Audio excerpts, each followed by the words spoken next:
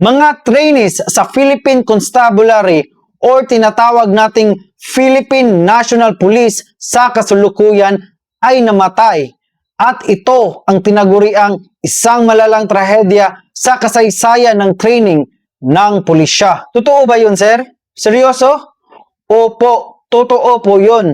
Ngayon ay ikukwento ko sa inyo ang isang malalang trahedya sa mga trainees na tinatawag nating Lason Batch or Death Batch na hindi bumaba sa 19 na mga trainee ng PNP or tinatawag nating PC noon ang namatay. Ang trahedyang ito ay isa sa dahilan kung bakit binabawal ang pagtitake life or kumain ng hindi otorisado sa loob ng training center.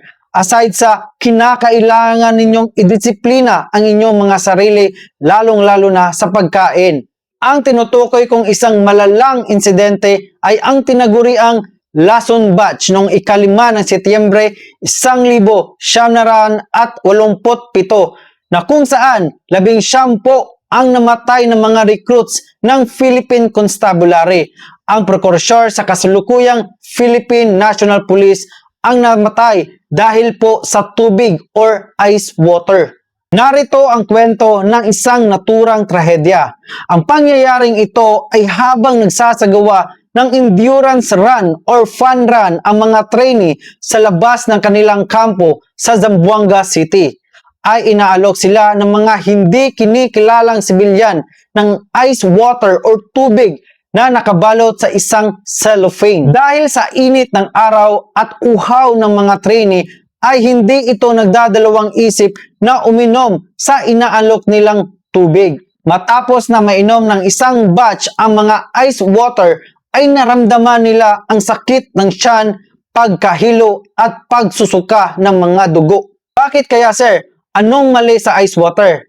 Ano kaya ang mga dahilan nito? Ang inuming tubig or ice water ay hinaluan pala ng battery solution or acid o pesticide ng mga hindi kinikilalang mga tao na siyang nagdudulot ng matinding pagkasunog ng mga internal organs ng mga trainee sa Philippine Constabulary. Hindi po bumaba ng 19 na trainee ang mga namatay habang mahigpit 140 or 104 na po ang isinugod sa ospital dahil sa pagkahilo at pagsusuka ng dugo. Sino-sino kaya, sir, ang mga tao na gumagawa nito sa mga trainee ng Philippine Constabulary? Ang mga hindi kinikilalang tao ay pinapaniwalaang mga miyembro ng rebuilding grupo or communist guerrillas ang nag-utos sa mga villager or kanayunan na lasunin ang mga trainee upang iparamdam sa mga kasundaluan ang kanilang presensya ng isang lugar.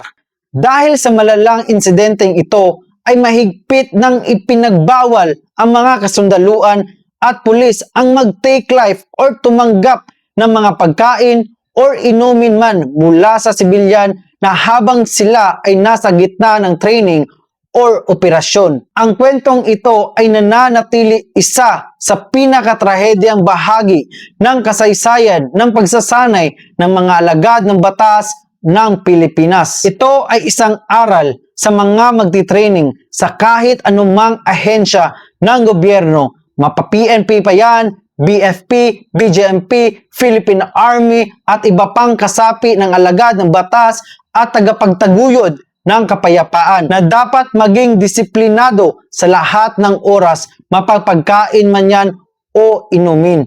Ang kalaban po ay tinitingnan nila ang ating mga kahinaan, kaya huwag po natin silang bigyan ng pagkakataon. Kung meron kang natutunan, huwag kalimutang mag-follow at i-share ang video upang updated ka sa ating mga tatalakayin pa. Maraming salamat po.